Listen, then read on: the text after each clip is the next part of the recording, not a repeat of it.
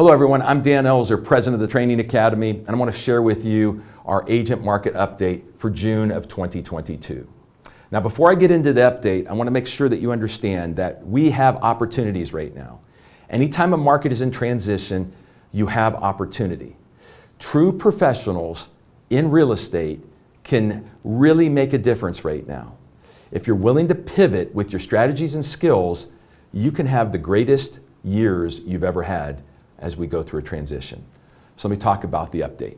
The Federal Reserve and inflation, that's where we are when it comes to market updates. The Federal Reserve got involved in our business in May of 2020, April, May of 2020. They jumped in and started buying the 10-year Treasury. When they bought the 10-year Treasury, that's what drove those interest rates down below 3%. They also were buying mortgage-backed securities. When they did that, they added liquidity, a lot of fuel to the fire. So we had that amazing run that's now transitioning to a regular market. Because of their liquidity and what they've done, we have inflation hitting us. So when inflation hits, the Federal Reserve controls what's called the interbank rate. So there's been 2 hikes to the interbank rate. Now remember, the interbank rate is the rate that they charge banks to borrow money from the federal government. That affects consumer loans, lines of credit, boat, car loans, things like that. It doesn't affect the real estate interest rates, the 15 and the 30. That is determined by the 10-year Treasury bond. So this still has a cooling effect on the marketplace to tame inflation, and it changes behaviors in buyers and sellers because other things become more expensive. Now, the Federal Reserve ended the bond buying of the 10-year bond in March of this year. You might have noticed after March of 2022, the rates really spiked up there. That's because the Federal Reserve stopped participating in the marketplace buying the 10-year bond. They also stopped buying mortgage-backed securities. So that tightens up liquidity.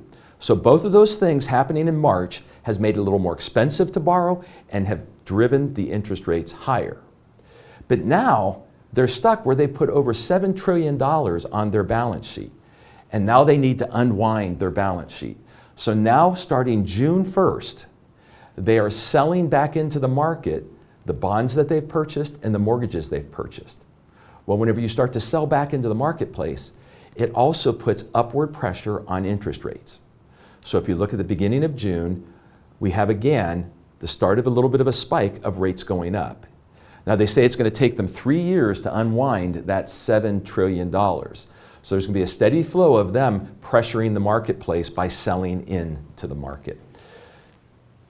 Add to that inflation fears. We've got stock markets going down. We've got asset classes losing value. All this affects whether you're a first-time move-up or affluent purchaser, you are affected by this impact. You are making decisions now in the back of your mind, worrying about the cost of money, inflation, the cost of goods and services.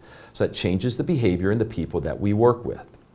So how has that resulted in the marketplace? I'm going to share some stats with you, and then what behaviors has that changed in the way people work?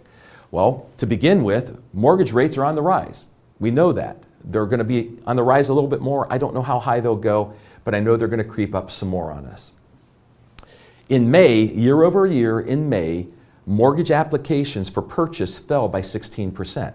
So that's 16% fewer people making application to buy a home.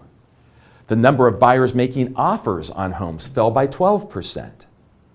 All of this starts to fuel a marketplace where we start to see more inventory. Expired and FSBOs are on the increase. People always say, Dan, not in our market. I go, well, let's look. When's the last time we looked? Take expireds, for instance. In 2021, which was a strong year, we still had 1.49 million homes expire in the United States. That was a little over 300,000 average in the first quarter of 2021. First quarter of 2022, we have 537,000 homes expire. We've just had more sellers adjust their price since 2019. So all of this is starting to build inventory out there. Now, that's not a bad thing. People get worried. Well, if inventory builds, what is that going to do? It's okay to have inventory. Matter of fact, it's great to have some excess inventory because we cool the market and we can get back into a normal run. Now, the action plan I want you to think about is with the stress on the buyers. You could have somebody that was out there trying to buy a home 3 months ago that can no longer afford the home that they want to own.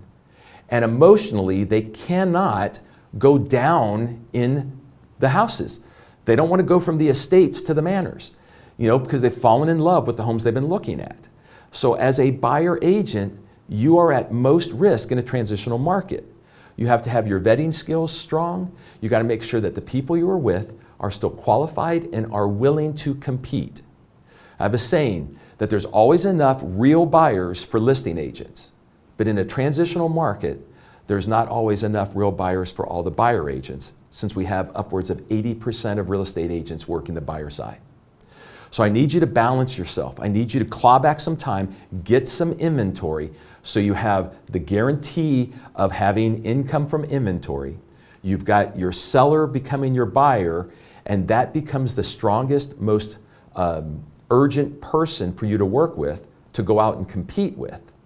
But if you're stuck only on that buyer side, things could get a little tough for you. So, why is this great news? When I started, well, it's great news because the majority of real estate agents, 4 transitions in the 35 years I've been here, the majority of real estate agents will not pivot. They will keep doing what they've been doing. They'll do it longer and harder, burn out, and that leaves more for the pros.